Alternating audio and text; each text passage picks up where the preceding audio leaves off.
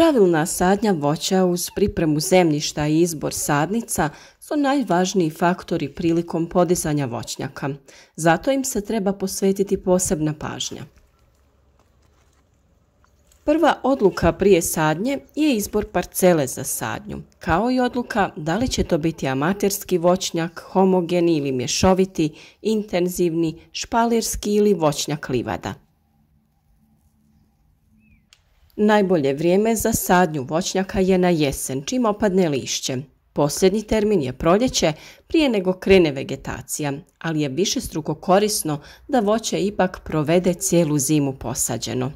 O ovoj temi smo prije nekoliko dana objavili video, kao i mnoge druge video savjete o uzgoju voća, pa ih potražite na našem kanalu. Također u opisu ovog videa biti će link za playlistu u kojoj ćete moći pronaći sve videe o uzgoju voća. Ukoliko želite podržati naš rad, zapratite kanal, lajkajte video koji vam se sviđa i podijelite ga sa drugima kako bi i oni imali koristi. U današnjem videu ćemo detaljno opisati sve radnje koje je potrebno obaviti prilikom sadnje voćaka. Priprema zemljišta se sastoji od čišćenja terena, ravnanja, melorisanja i rigolovanja. Ako je zemljište ranije obrađivano i često orano, potrebno je popraviti strukturu zemljišta, a najbolji način za to je da se izvjesno vrijeme zaledini, odnosno da se napravi livada. Treba voditi računa i o odvođenju suvišne vode rađenjem drenaže. Prije same sadnje potrebno je odlučiti se za voćnu vrstu koju ćemo saditi, pa shodno tome i izabrati sorte, vodeći računa naravno da većina voća nije samooplodna i da im je potrebna sorta oprašivač. Pored odluke koju ćemo vrstu voća posaditi, potrebno je odlučiti i na kojoj podlozi je ta vrsta voća kalemljena. Izbor podloge utječe na bujnost, pa se podloge po bujnosti dijele na bujne, srednje bujne i kržljave, odnosno slabo bujne. Sama bujnost podloge direktno utječe na odluku o razmaku voća, kao i o izboru krošnje koju ćemo formirati, poput vaze, piramide ili vretena. Više o tome smo već govorili u našim prethodnim videima, ali će biti još videa na temu orezivanja i oblikovanja stabla. Izbor podloge se vrši i na osnovu sastava zemljišta na kojem se sadi, a sastav možemo saznati analizom zemljišta. Zato je najbolje obratiti se poljoprivrednim savjetodavnim službama u vašoj općini, odnosno gradu. Svi koji nas redovno prate već znaju da o temi pH vrijednosti i uzimanju uzorka zemljišta postoji nekoliko videa na našem kanalu. Sljedeća radnja koju je potrebno obaviti jeste kopanje rupa. Na zemljištu koje je prethodno rigolovano ili orano, kopaju se rupe prečnika od 50 do 80 cm, za jagodasto voće oko 30 cm, a potrebno je da budu duboke barem 30 do 40 cm. Na zemljištu koje nije prethodno rigolovano ili orano, kopaju se jame čija je širina od 1,5 do 2,5 metra, dubine do 60 cm. Prilikom kopanja rupa ili jama, kopa se tako što se prvi sloj površinske zemlje do 20 cm izbaci sa jedne, a drugi sloj sa druge strane rupe. Ako se kopa dublje od 40 cm, taj sloj se samo prekopa i ostavi na istoj dubini.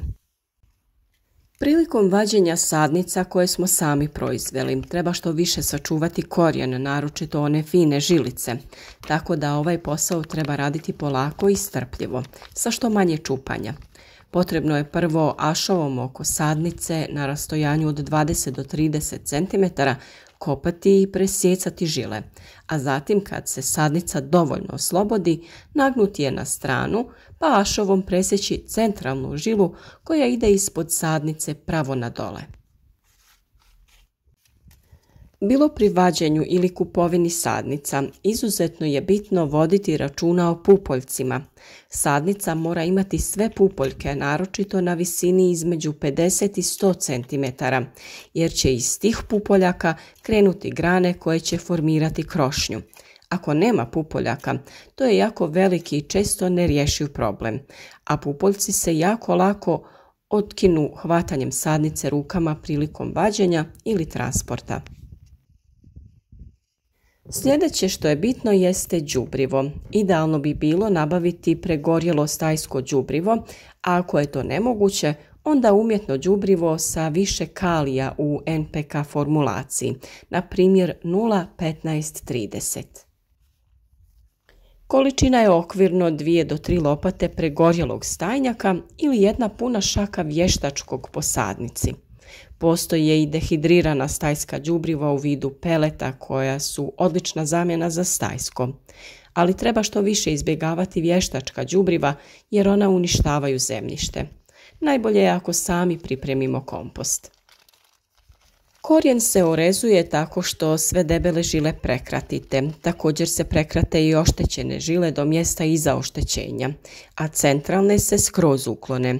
Ne treba previše prekraćivati žile, treba ostaviti da budu duže, ali da debele na krajevima imaju čist presjek makazama. Također bi bilo dobro odraditi dezinfekciju sadnica. Sadnice se prije sadnje prskaju rastvorom bakra. Treba okupati i korijen koji prije toga treba orezati, zatim dezinficirati prskanjem. Nakon što smo obavili sve te radnje, pristupamo sadnji. Prvo se u rupu vrati zemlja sa prve gomile koju smo odvajali, to jest onaj površinski sloj zemlje. Ovu zemlju možemo pomiješati sa pregorjelim stajskim đubrivom, ali maksimum u odnosu pola-pola. Nikako ne stavljati previše stajskog đubriva na dno rupe jer ono blokira dotok vode iz dubljih slojeva zemlje preko ljeta. Ako stavljamo i stajsko, na kraju treba dodati malo zemlje bez stajnjaka. Žile ne smiju biti u direktnom kontaktu sa đubrivom.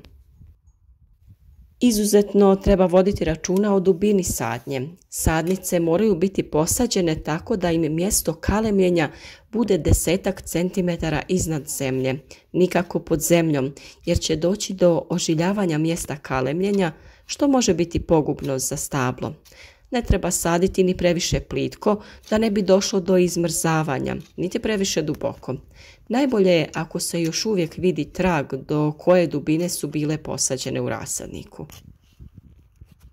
Možete napraviti malo brdašce na koje stavljate sadnicu, a malo pored stavite kolac. On bi trebao biti impregniran u 3% rastvor plavog kamena, tako da izdrži barem 7 godina bez da krene da trune, jer ta trulež bi se prenijela na korijen sadnice i to bi moglo biti pogubno. Zatim se sa ostatkom prve gomile zemlje zatrpa sadnica, bilo navlačenjem motikom ili jašovom.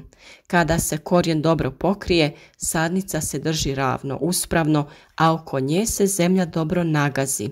Zatim se stavi šaka vještačkog đubriva.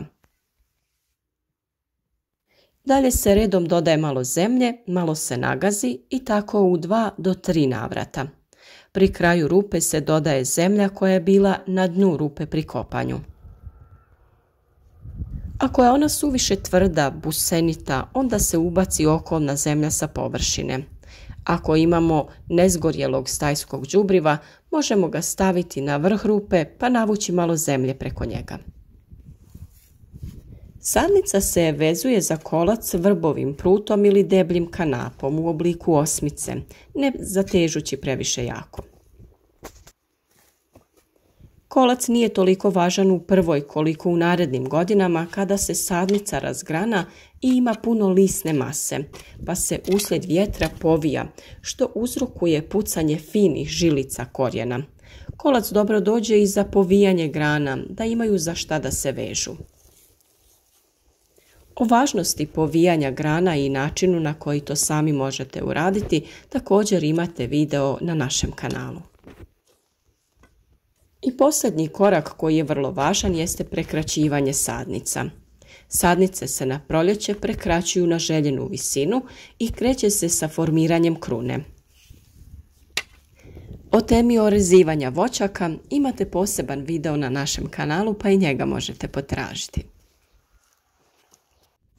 Nadamo se da ćete podržati naš rad tako što ćete zapratiti kanal, a klikom na zvonce osigurajte sebi obavijest o svakom novom videu kako vam ne bi promaknuo ni jedan naš savjet. Sve o uzgoju raznog voća pa i povrća imate na našem kanalu. Pridružite se našoj zajednici, ostavite nam like podrške, podijelite naš video, a naravno za sva dodatna pitanja javite nam se u komentarima. Pišite kako vi sadite voćke i ukoliko vi imate neke savjete kao iskusni uzgajivači.